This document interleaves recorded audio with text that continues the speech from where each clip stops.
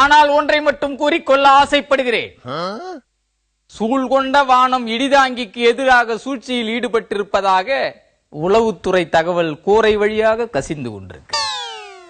மேலடுக்கில் ஏற்பட்டிருக்கும் சுழற்சி இடிதாங்கிக்கு எதிரான சூழ்ச்சியாக மாறி மாலை நேரத்தை கவ்விக்கொண்டிருப்பதாக வானிலை மையம் மணியடித்து சொல்லுகிறது.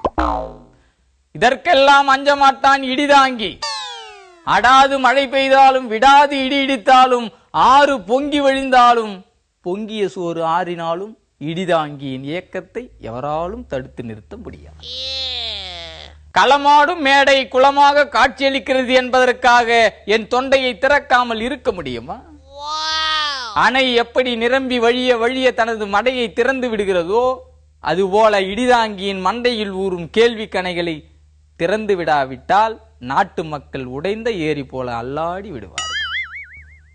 மங்கிய மாலையில் இடிதாங்கிக்காக காத்து கிடக்கும் களம் குளமாக காட்சியளிக்கிறது என்பதற்காக I am suffering from fever என்று லீவ் லெட்டர் எழுதுவது நியாயமாக இருக்குமா? நீ களமாட வேண்டாம், உன் வெட்டி பேச்சை நிறுத்திவிட்டு வேட்டியை மடித்து கட்டி குளமாடவா என்று அழைப்பது என்ன நியாயம்? மேடையில் களமாடித்தான் பழக்கமே ஒழிய குளமாடி பழக்கம் இல்லை.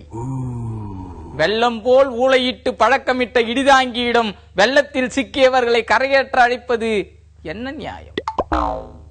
எனக்கு நீச்சல் தெரியாது என்று அறிந்தும் எதிர் நீச்சல் அடிக்கவா என்று சவால் விடுவது அரசியல் அமைப்பு சட்டத்திற்கு விரோதமானது இல்லையா?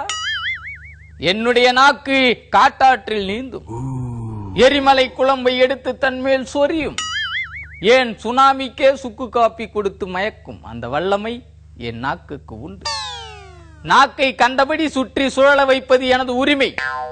பிளிரும் நாக்கில் குளிர்காயும் தொண்டர்களை விட்டுவிட்டு மீட்பு பணிக்கு போவது எந்த விதத்தில் நியாயம்? நாக்கு சொல்லும் வாக்கை செயலாக மாற்ற முயன்றால் காட்டாற்றில் சிக்கி இடிதாங்கி காணாமல் போய்விடும். இந்த உண்மையை அறிந்தும் தண்ணீரில் சிக்கிய மக்களின் கண்ணீரை துடைக்க அழைப்பது என் பொது நலத்திற்கு விடப்பட்ட சவாலாக கருதுகிறேன். எனவே குளம் வற்றும் வரை இடிதாங்கி களமாட வரமாட்டான் என்று எச்சரித்து விடைபெறுகிறேன். நன்றி.